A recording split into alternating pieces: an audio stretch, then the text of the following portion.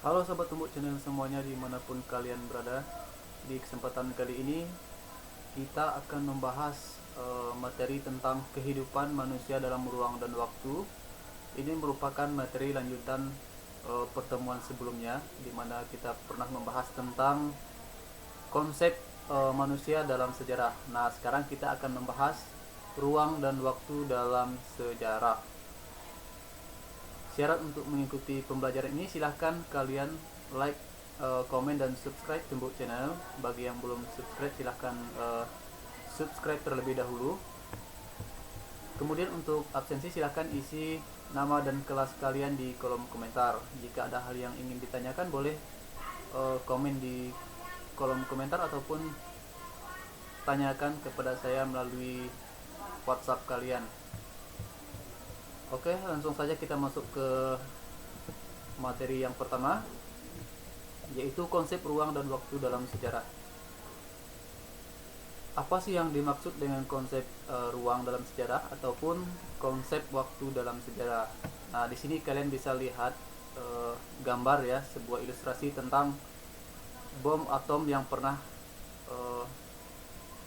terjadi di Jepang.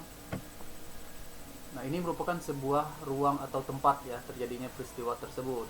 Kemudian misalnya dalam sebuah pertunjukan atau pertunjukan seni, apa sih yang ada di benak kalian ya ketika kita mendengar kata pertunjukan? Yang jelas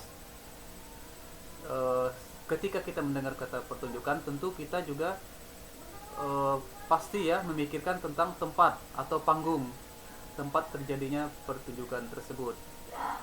Tidak akan mungkin ada pertunjukan kalau tidak ada tempat untuk melaksanakan pertunjukan tersebut. Ya, jadi itu adalah konsep sebenarnya ya dalam ruang di dalam sejarah, di mana tempat ini merupakan peranan yang sangat penting dalam sebuah peristiwa. Definisi konsep ruang dan waktu dalam sejarah. Yang pertama yaitu definisi ruang ya. Ruang adalah konsep yang paling melekat dengan waktu, di mana ruang merupakan tempat terjadinya berbagai macam peristiwa dalam perjalanan waktu. Konsep ruang sejarah mengenal adanya dimensi spasial dan dimensi temporal. Apa itu spasial? Spasial itu sama juga artinya dengan ruang, di mana tempat terjadinya suatu peristiwa sejarah. Sedangkan temporal atau waktu ini berhubungan dengan kapan terjadinya peristiwa tersebut.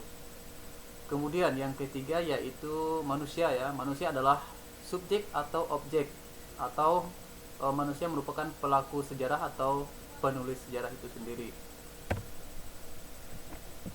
Konsep ruang sebagai tempat terjadinya peristiwa selalu terkait dengan aspek geografis atau letak ya atau tempat terjadinya peristiwa tersebut. Contohnya ya sejarah reformasi Indonesia tahun 1998 ya, di mana pernah terjadi demonstrasi yang sangat besar sekali ya dalam sejarah perjalanan bangsa Indonesia, di mana peristiwa tersebut tempat terjadinya itu di Jakarta atau di gedung DPR. Kemudian waktu dalam sejarah. Nah, setelah mendengar kata waktu, tentunya kita juga pasti selalu yang ada di benak kita adalah waktu itu selalu berhubungan dengan seperti jam ya, hari, kemudian tanggal ataupun tahun. Nah, itu yang sering terdengar atau sering melintas di dalam pemikiran kita ketika kita mendengar kata waktu. Nah, di sini definisi waktu itu sendiri yaitu adalah seluruh rangkaian ketika proses perbuatan atau keadaan berada atau sedang berlangsung. Nah, itu merupakan definisi waktu.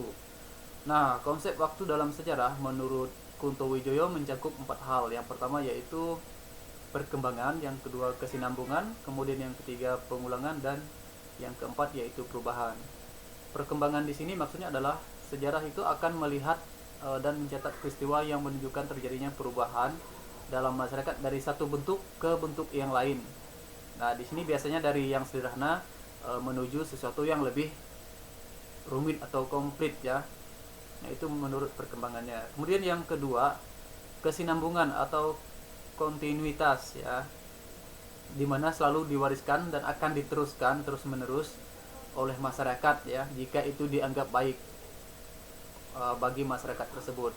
Sedangkan yang ketiga ya, yaitu pengulangan tadi, terjadinya peristiwa akan terulang kembali pada masa sesudahnya atau masa yang akan datang. Itu arti dari atau maksud dari pengulangan menurut Kunto Wijoyo. Kemudian setelah terjadi pengulangan tentunya perubahan ya.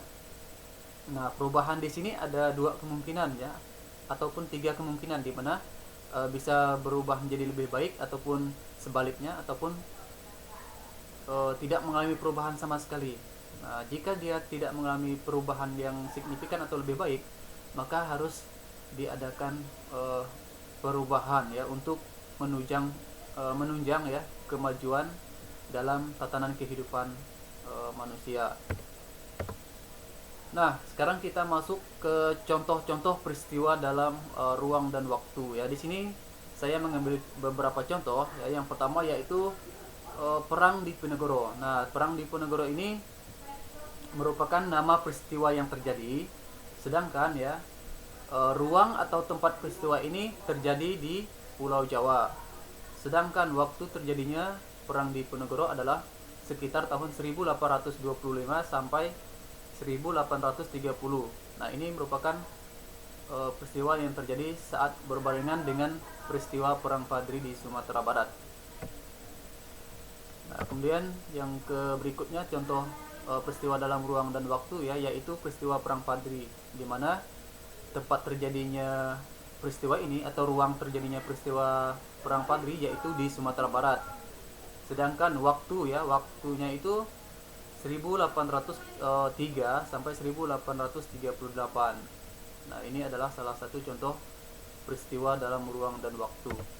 Kemudian contoh peristiwa sejarah dalam ruang dan waktu berikutnya yaitu peristiwa pembacaan teks proklamasi kemerdekaan Indonesia. Di manakah tempat terjadinya peristiwa tersebut? Yaitu di Jalan Pegangsaan Timur nomor 56 Jakarta. Kemudian waktunya ya, waktu terjadinya pembacaan teks proklamasi kemerdekaan ini tepatnya pada hari Jumat tanggal 17 Agustus 1945. Nah, ini merupakan contoh-contoh peristiwa dalam ruang dan waktu di dalam sejarah. Mungkin kalian nanti juga bisa mencari contoh-contoh peristiwa yang terjadi ya, bisa nanti kalian tulis atau buat tugas untuk mencari informasi tentang peristiwa, contoh peristiwa dalam ruang dan waktu.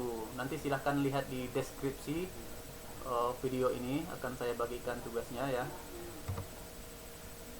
Sampai di sini dulu pembahasan tentang konsep ruang dan waktu. Terima kasih sudah mengikuti pembelajaran ini ya. Sampai bertemu di pertemuan berikutnya.